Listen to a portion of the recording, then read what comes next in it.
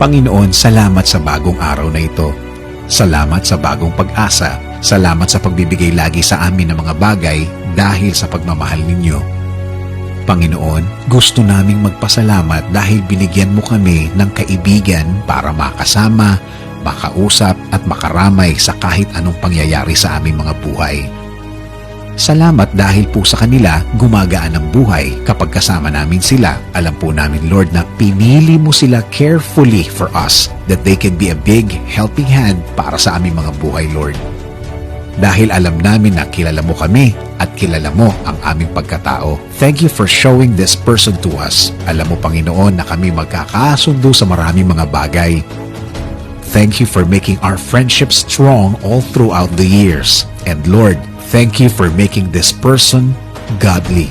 Dahil minsan, hindi ko maintindihan ang mga bagay sa buhay. At the end of the day, this person is always reminding me that you are still in control.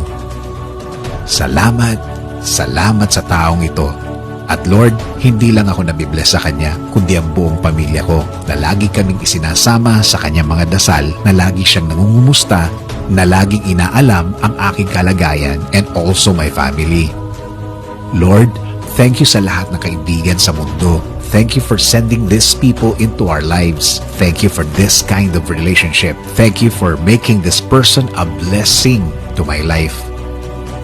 Lord, i-bless niyo po ang taong ito. Bless them more, God. Alagaan niyo rin po siya at mahalin. Please continue to use them as a blessing to others because this person has a good heart. Bless our friendship, Lord, with more years of being together, glorifying your name. Prayer din namin, Lord, na patuloy niyo kaming proteksyonan ng inyong pagmamahal, kami at ng aming mga pamilya. This is our prayer. In Jesus' name, Amen.